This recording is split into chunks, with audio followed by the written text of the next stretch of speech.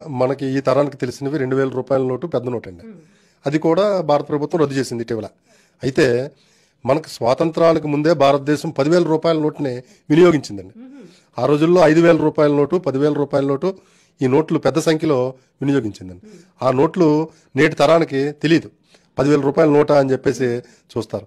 అయితే మన దగ్గర రిజర్వ్ బ్యాంక్ ఆఫ్ ఇండియా 1938లో ముద్రించినటువంటి 10,000 రూపాయల నోటుని మనం చూడొచ్చండి. 1938 ఈ నోటు 1938లో ముద్రించి మళ్ళీ 1946లో రద్దు చేసిందండి. 1946లో రద్దు చేసి మళ్ళా దీన్ని ఏంటంటే జమీందారులు, పెద్ద పెద్ద బ్రిటిష్ అధికారులు వీళ్ళ దగ్గర ఉండేది సంస్థానాలు, రాజాస్థానాలు. సామాన్యుడికి రూపాయి అంటేనే ఆ రోజుల్లో చాలా ఎక్కువ, ₹2 చలామణీలు ఉండేవి. అటువంటిది 10,000 రూపాయల నోట్ అంటే చాలా ఎక్కువ మొదట్లో. దీన్ని అయితే 1938లో ముద్రించి 46 స్వాతంత్రానికి ఒక ఏడాది ముందు దీన్ని రద్దు చేశారు. సార్, రాను రాను రూపాయి విలువ తగ్గుతూ వస్తుంది. 1938లో ముద్రించినటువంటి 10,000 రూపాయల నోటు అంటే ఇది అప్పుడు ఎంత అమౌంట్ తో ఈక్వల్ అనుకోవచ్చు? చాలా ఇంచుమించుగా అప్పట్లో రూపాయి అంటే ఈ రోజు 1,200 రూపాయలు ఉందండి మార్కెట్లో. అంటే అప్పట్లో ₹2 వచ్చేది. రూపాయి ఇప్పుడు 1,100 చిల్లర 1,200 దగ్గర ఉందండి. అంటే రూపాయి వాల్యూ 1,200కి పెరిగింది. అంటే దాన్ని బట్టి చూసుకుంటే 10,000 రూపాయలు అంటే దగ్గర దగ్గర చాలా ఎక్కువ ఉంటుందండి. అయితే ఈ 38లో ముద్రించి 46లో రద్దు చేసి మరలా స్వాతంత్రం వచ్చిన తర్వాత మళ్ళా 1954 నుంచి మళ్ళా చలామణిలోకి తీసుకొచ్చారు. 54 నుంచి 77 వరకు చలామణిలో ఉందండి ఈ 10,000 రూపాయల నోటు.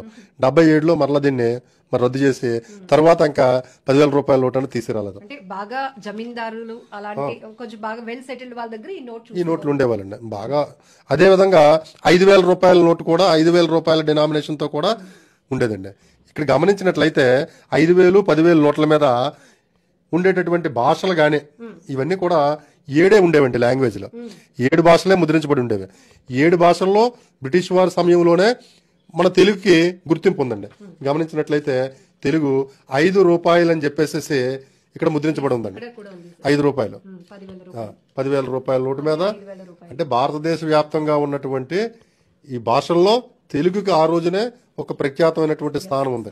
అంటే తెలుగు ప్రజలు ఆ రోజుల్లో ఎక్కువ సంఖ్యలో ఉండేవారండి అన్ని రంగాల్లో. కానీ తెలుగు ఒకసారి ఇవి చూసినట్లయితే ఫస్ట్ లాంగ్వేజ్ మనకి ఇందులో హిందీ ఉందండి, తర్వాత గుజరాతీ ఉందండి, కన్నడ ఉందండి, ఒడియా ఉంది, తమిళ్ ఉంది, ఉర్దూ ఉంది, తెలుగు.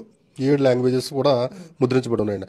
ఎంతో చెప్పే కారణంతో 5,000 డినామినేషనే భారతదేశంలో హైయెస్ట్ డినామినేషన్.